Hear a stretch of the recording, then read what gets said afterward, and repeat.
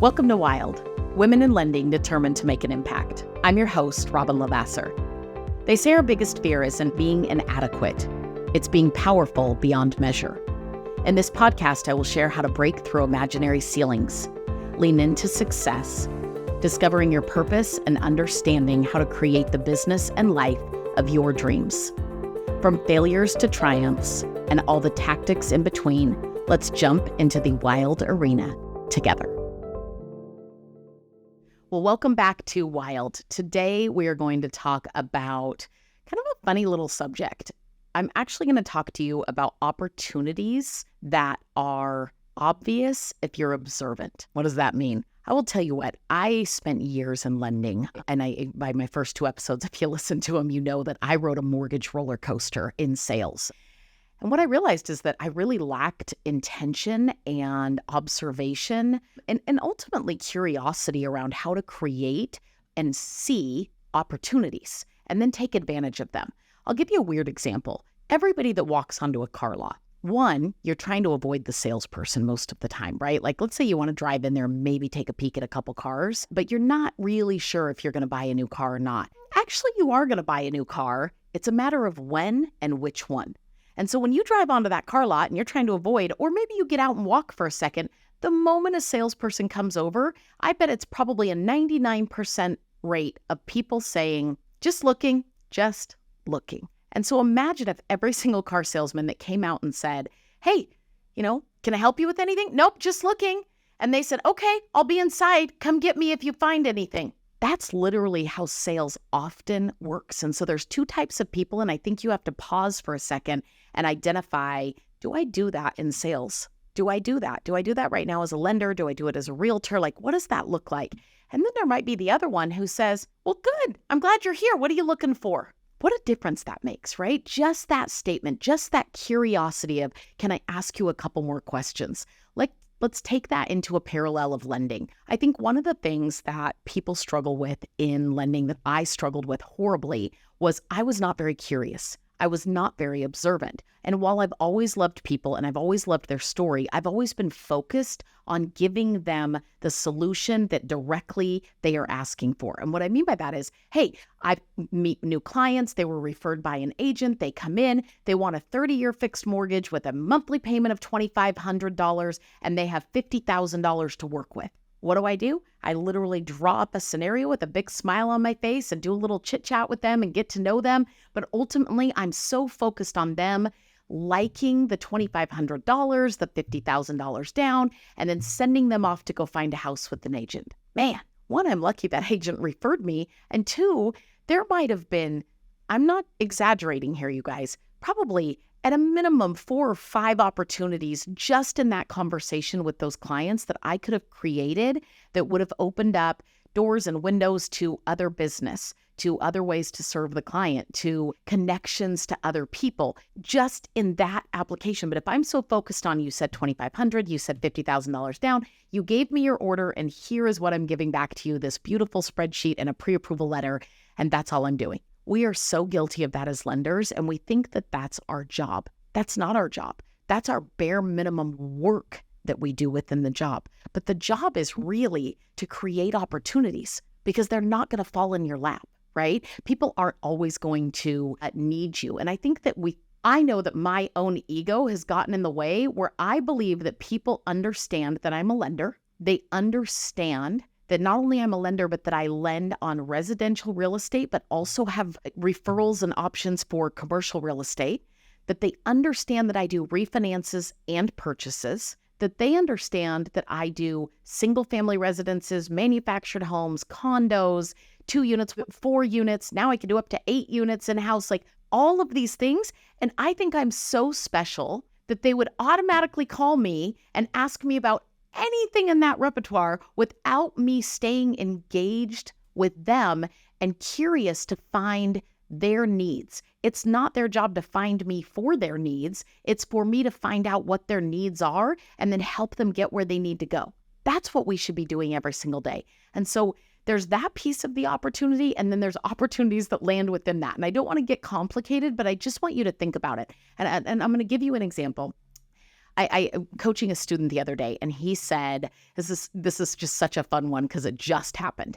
I'm talking to him about opportunities, and he kind of smirks and he says, I was at church the other day and I see a couple that I haven't seen for quite a while. And it was so good to see them. And I walked over and, we're making chit chat. And I said, how are things? Anything new in your life?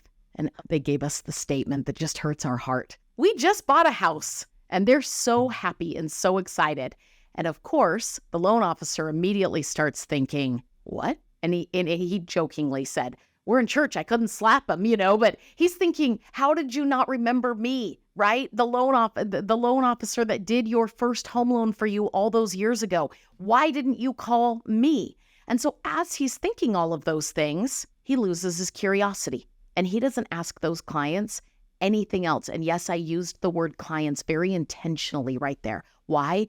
Because whether or not they are his clients or the other loan officer they just used to buy a house is still his choice in that moment. But we react in a way that really is focused on ourselves and we miss opportunity in that moment.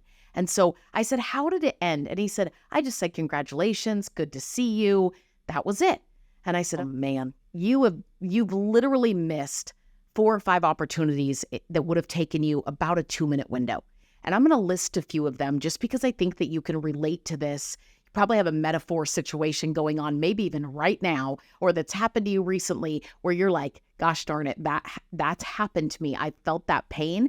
And guess what? If you don't make changes, you're going to feel it time and time and time again, because people's job is not to find us, right?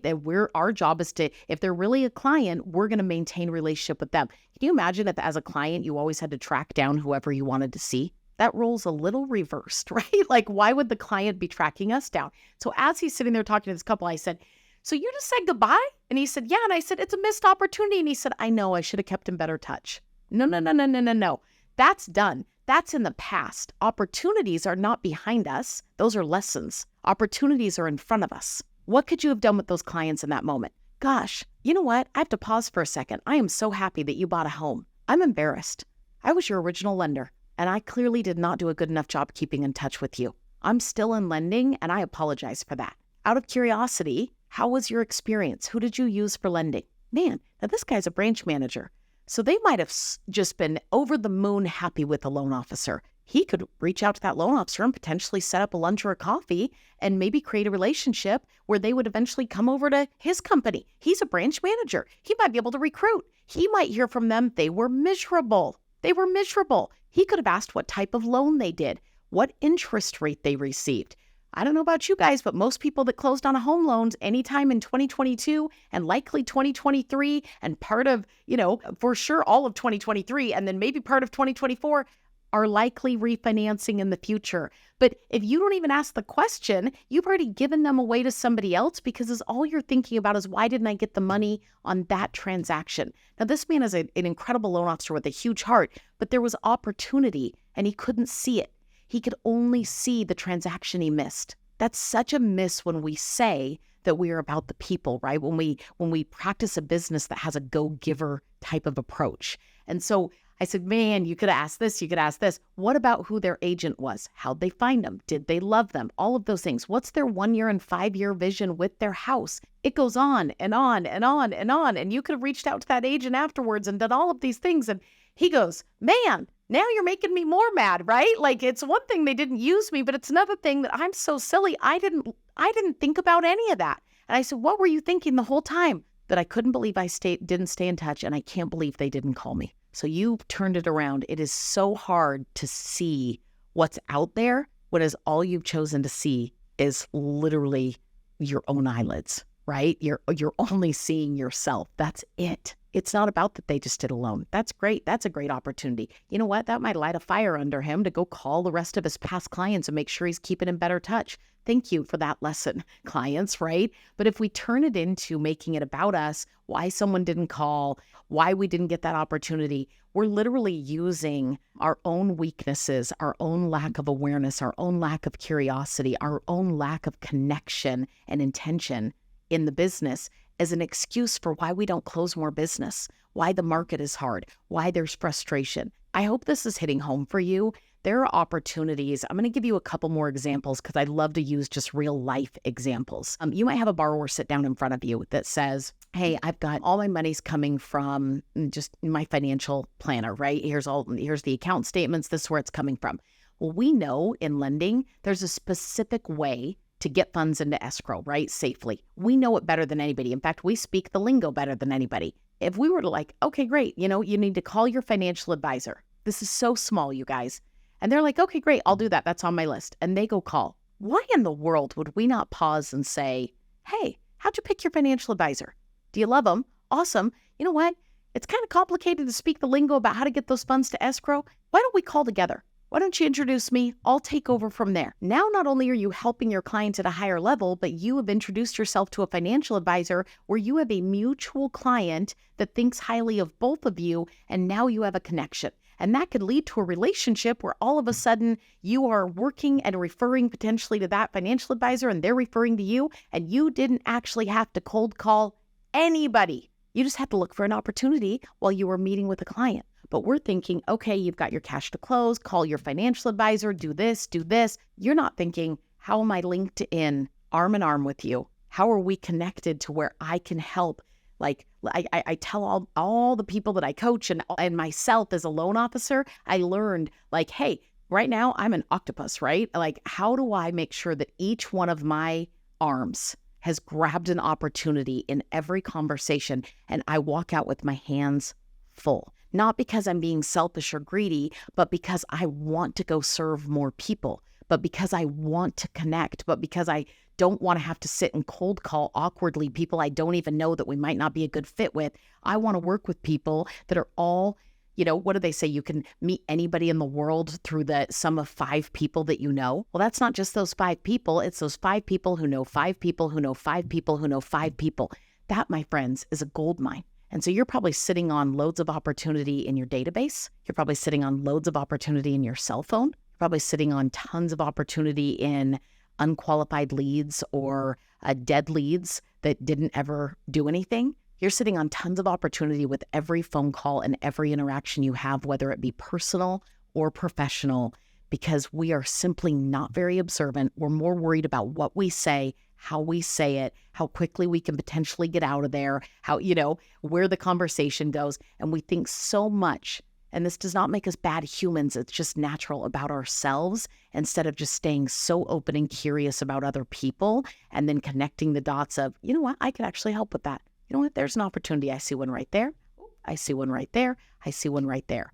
And so, man, I'd love to teach. I could literally talk and teach all day long about all the things that we can see and do, and real live circumstances and pain that I have felt over this. But if this hits home for you, I want you to stop and think to yourself, gosh, do I go into meetings with an agenda and I miss opportunities? I want you to look down at your typical just application at a credit report.